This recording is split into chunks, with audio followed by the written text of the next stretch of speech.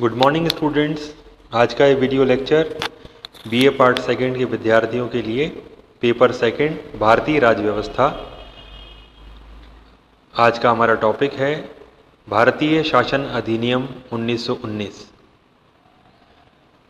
British साम्राज्य के अंतर्गत ब्रिटिश सरकार ने भारत में संवैधानिक सुधार का एक क्रम जो 1773 के एक्ट से शुरू किया था, 1909 तक बहुत सारे अधिनियम आए जिनके द्वारा भारत में संवैधानिक सुधार करने के प्रयास किए गए, परंतु ये सभी एक्ट जो है वो उपनिवेशवादी शक्तियों के समर्थन में थे।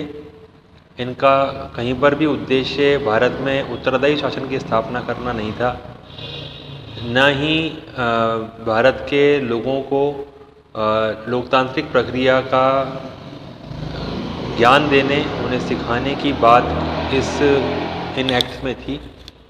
परंतु 1914 में जब प्रथम विश्व युद्ध प्रारंभ हुआ और ब्रिटिश सरकार ने भारतीयों से तन मन धन से ब्रिटिश साम्राज्य का समर्थन करने की अपील की और भारतीय सैनिकों ने वीरता के साथ अपने शौर्य के अनुपम उदाहरण प्रस्तुत करते हुए ब्रिटिश सरकार की सहायता की।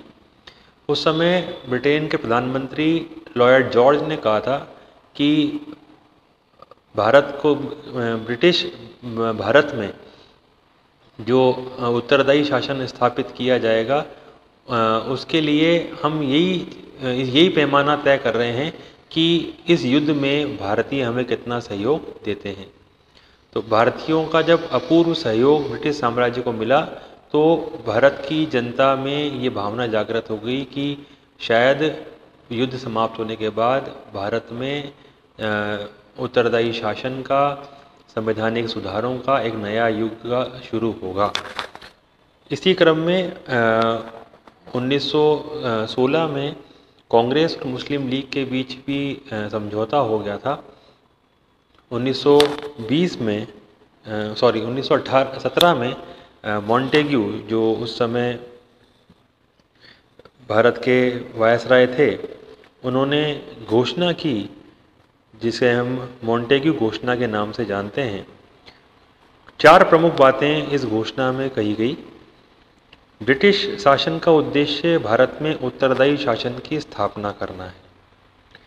ये पहली बार ब्रिटिश सरकार ने शब्द इस्तेमाल में लिया, उत्तरदायी शासन। दूसरी बात कही कि उत्तरदायी शासन की स्थापना क्रमिक विकास के द्वारा होगी, यानी धीरे धीरे होगी। धीरे धीरे क्रम से हम आगे बढ़ते चलेंगे और भारत को उत्तरदायी शासन प्रदान किया जाएगा।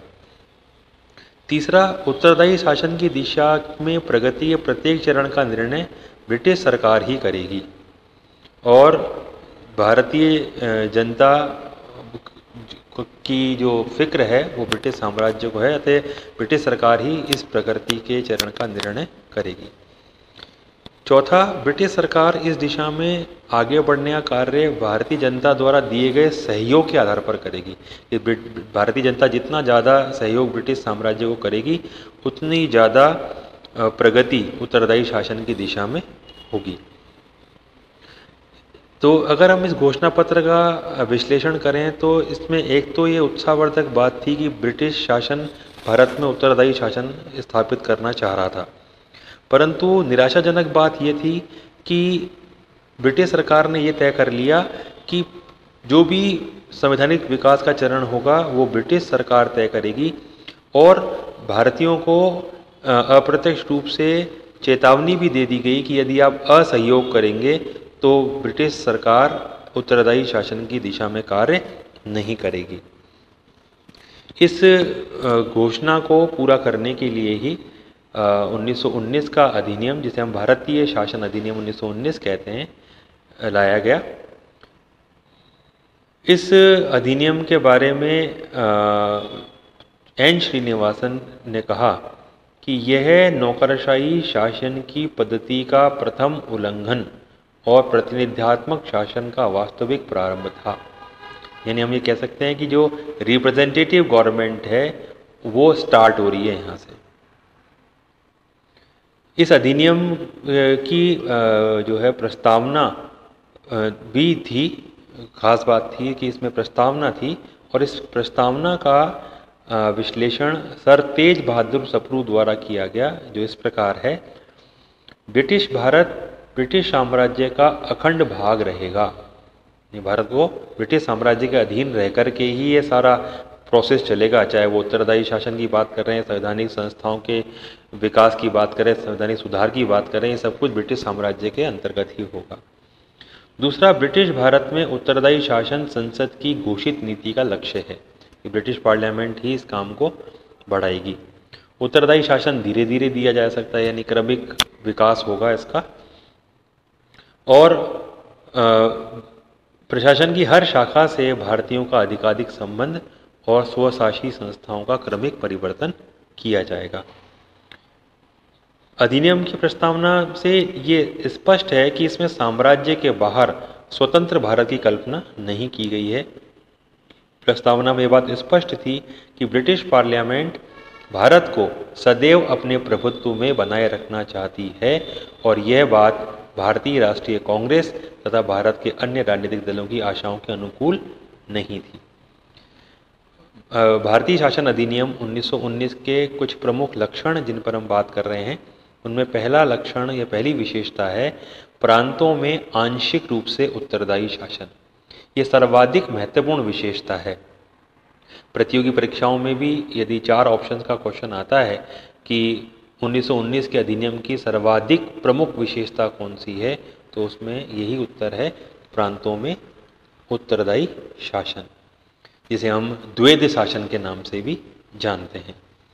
तो ये द्वैध शासन क्या था कि प्रांतीय शासन को 2 भागों में बांटा गया, रक्षित विषय और हस्तांतरित विषय, रिजर्व्ड सब्जेक्ट्स और ट्रांसफर्ड सब्जेक्ट्स। रक्षित विषय पहले की तरह गवर्नर के प्रति उत्तरदायी कार्यकारिणी परिषद के सदस्यों के अधीन थे और इन पर व्यवस्थापिका का कोई नियंत्रण नहीं होना था। लेकिन हस्तांतरित विषय लोकप्रिय मंत्रियों को सौंप दिए गए, जो व्यवस्थापिका के निर्वाचित बहुमत से चुने जाते थे और उनके प्रति ही उत्तरदायी होते थे। दूसरी विशेषता, प्रांतीय कार्यकारिणी परिषद में अधिक भारतीयों को संयुक्त करना। अधिनियम के द्वारा यद्यपि रक्षित क्षेत्र का प्रशासन गवर्नर के अधीन रखा गया था, लेकिन प्रांतों की कार्यकारिणी परिषदों में भी भारतीय सदस्यों की संख्या पहले से बढ़ा दी गई। मद्रास, बम्बई और बंगाल की सरकारों के रक्षित भाग के 4 सदस्यों में से 2 भारतीय सदस्य लेने की व्यवस्था की गई। शेष 6 प्रांतों में जहाँ कार्यकारिणी परिषद को रक्षित भाग के लिए केवल 2 सदस्य लेने थे, उनमें 1 भारतीय सदस्य की व्यवस्था की गई। इन सदस्यों की नियुक्ति भारत मंत्री की सिफारिश पर ब्रिटिश सम्राट द्वारा की जाती थी। तीसरी विशेषता, प्रांतीय विधान परिषदों का पुनर्गठन।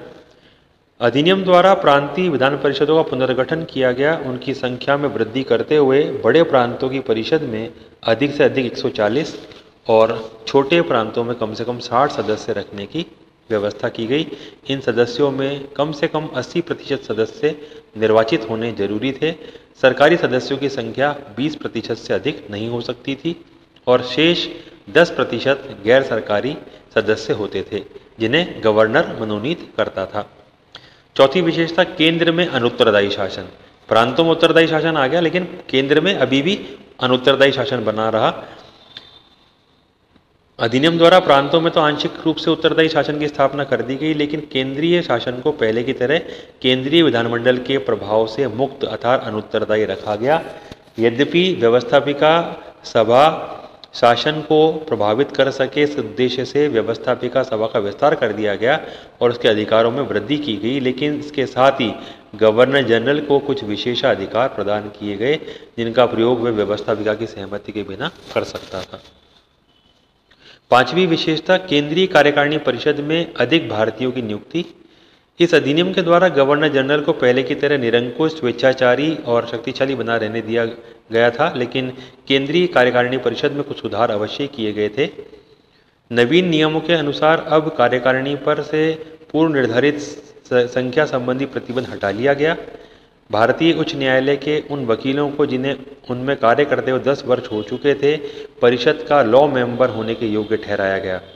तेज बहादुर सप्रू पहले भारतीय लॉ सदस्य बने। कार्यकारिणी परिषद में भारतीयों की संख्या 1 से बढ़ाकर 3 कर दी गई। छठी विशेषता है द्विसदनात्मक केंद्रीय विधानसभा का निर्णय। अधिनियम द्वारा केंद्रीय क्षेत्र में एक सदनात्मक व्यवस्थापिका के स्थान पर द्विसदनात्मक व्यवस्थापिका की स्थापना की गई। इन दोनों सदनों के नाम केंद्रीय विधानसभा तथा राज्य परिषद रखे गए। केंद्रीय विधानसभा में 143 सदस्य होते थे, जिनमें से 103 का चुनाव होता था और शेष मनोनीत होते थे। मनोनीत सदस्यों में 25 सरकारी और 15 गैर सरकारी होते थे। 103 निर्वाचित सदस्यों में से 51 सामान्य निर्वाचन क्षेत्रों से, 32 सांप्रदायिक चुनाव क्षेत्रों से चुने जाते थे। राज्य परिषद में 60 सदस्य होते थे, जिनमें 33 का चुनाव होता था, 27 गवर्नर जनरल द्वारा मनोनीत होते थे। 7वां पॉइंट है भारतीय शासन पर गृह सरकार के नियंत्रण में कमी।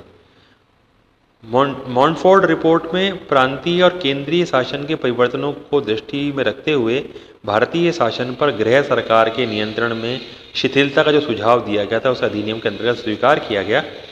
गृह सरकार के नियंत्रण में कमी करने के लिए भारत मंत्री के अधिकारों में किसी प्रकार का औपचारिक परिवर्तन नहीं किया गया, परंतु ये आशा व्यक्त की गई कि समय के साथ साथ ये नियंत्रण कम हो जाएगा।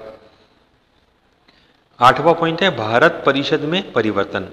इस अधिनियम के अंतर्गत भारत परिषद को समाप्त करने की भारतीय मांग तो स्वीकार नहीं की गई, लेकिन भारत परिषद के गठन में परिवर्तन किए गए। इसमें कम से कम 8 और अधिक से अधिक 12 सदस्य नियुक्त करने की व्यवस्था की गई।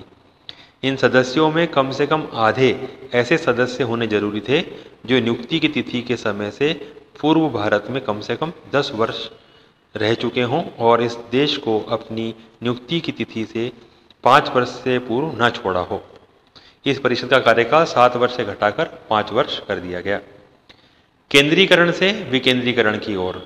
9वां पॉइंट है अधिनियम के द्वारा केंद्रीकरण की उस नीति को समाप्त कर दिया गया जो लॉर्ड कर्जन के समय में चरमोत्कर्ष पर पहुंच गई थी। प्रशासन और राजस्व के कुछ विषयों का विकेंद्रीकरण किया गया, अर्थात उन्हें केंद्रीय सरकार के नियंत्रण से हटाकर प्रांतीय सरकार में दे दिया गया। प्रांतों को प्रथम बार ऋण लेने और कर लगाने का अधिकार भी प्रदान किया गया। प्रांतों में आंशिक रूप से उत्तरदायी शासन की स्थापना करके भी विकेंद्रीकरण और प्रांतीय स्वायत्तता की नीति को ही पूरा किया गया। 10वां पॉइंट शक्ति विभाजन। अधिनियम के द्वारा केंद्रीय और प्रांतीय सरकारों के बीच शक्ति विभाजन भी किया गया। वे विषय जो लगभग संपूर्ण भारत या अंतर प्रांतीय हितों से संबंधित थे केंद्र के अधीन रखे गए, जिन्हें अपन आज संघ सूची या केंद्रीय सूची कहते हैं अभी वर्तमान में। उस समय ये व्यवस्था की गई। जो विषय प्रांतीय हितों से संबंध रखते थे प्रांतों के अंतर्गत रखे गए, जिसे अपन राज्य सूची आज कहते हैं। केंद्र के अधिकार में वैदेशिक विषय, सेना, रेल, डाक, तार, आयकर, मुद्रा, टंकण, व्यापार, जहाजरानी, चुंगी और महसूल और दीवानी में फौजदारी कानून रखे गए थे। आज के भी जो हमारी संघ सूची है उसमें लगभग यही विषय हैं। प्रांतीय सूची में स्थानीय स्वशासन, सार्वजनिक कार्य, शिक्षा, जन स्वास्थ्य, चिकित्सा, सफाई, सिंचाई, अकाल पीड़ित सहायता, राजस्व कर, कृषि, जंगल, जेल व पुलिस तथा न्याय व्यवस्था का कुछ भाग रखा गया। लगभग राज्य सूची में यही विषय आज भी हैं। इस प्रकार प्रांतीय विषयों पर प्रशासन एवं व्यवस्थापन प्रांतों को सौंप दिया गया। 11वां पॉइंट है निर्वाचन और मताधिकार। अधिनियम ने प्रत्यक्ष निर्वाचनों का सूत्रपात किया और मताधिकार को बढ़ा दिया। नवीन निर्वाचन नियमों के अनुसार भारत की लगभग 10% जनता को मताधिकार प्रदान किया गया। यद्यपि मॉन्टफोर्ड रिपोर्ट में सांप्रदायिक निर्वाचनों की निंदा की गई थी, लेकिन अधिनियम में न केवल मुसलमानों के लिए इस पद्धति को बनाए रखा गया, वरन इस पद्धति को पंजाब में सिखों के लिए 3 प्रांतों को छोड़कर शेष राज्यों में यूरोपियनों के लिए, 2 प्रांतों में आंग्ल भारतीयों के लिए और 1 प्रांत में भारतीय ईसाइयों के लिए भी लागू किया गया। 12वां पॉइंट है नरेश मंडल की स्थापना। मॉन्टफोर्ड रिपोर्ट में देशी राजाओं के महत्व को ध्यान में रखते हुए एक नरेश मंडल के निर्माण का सुझाव दिया गया था। अतः 8 फरवरी सन 1921 को दिल्ली में नरेश मंडल की स्थापना की गई। इस मंडल की कुल सदस्य संख्या 121 थी, जिसमें 109 तो अधिक महत्वपूर्ण देशी रियासतों के प्रतिनिधि थे और 12 सदस्य कम महत्वपूर्ण रियासतों के प्रतिनिधि थे। इस मंडल का प्रधान वायसराय था और मंडल वास्तव में एक परामर्शदात्री सभा के समान था। 13th पॉइंट है संक्रमणकालीन उपाय। 1919 का अधिनियम स्पष्टतः एक प्रयोग व संक्रमणकालीन उपाय था। यह केवल एक अल्पकालीन उपाय था और इसके अनुसार, जैसा कि लॉर्ड मैस्टन ने कहा था, स्वेच्छाचारी शासन तथा लोकतंत्र उस समय तक साथ साथ हाथ मिलाकर चलने को बाध्य थे जब तक लोकतंत्र स्वयं चलना ना सीख ले और अकेला चलने के विश्वास योग्य न हो जाए। ब्रिटिश संसद में भाषण देते हुए स्वयं मिस्टर मॉन्टेग्यू ने कहा था कि यह तो अंतरकालीन उपाय है। भारत पर ब्रिटिश संसद द्वारा शासन और भारतीय जनता के प्रतिनिधियों द्वारा शासन के बीच में रहकर एक प्रकार का ये पुल बन गया है। अधिनियम की संक्रमणकालीनता इस बात से भी स्पष्ट हो जाती है कि अधिनियम के द्वारा 10 वर्ष बाद एक रॉयल कमीशन की नियुक्ति का विधान किया गया था, जो मॉन्टफोर्ट सुधारों की योजना के अधीन की गई।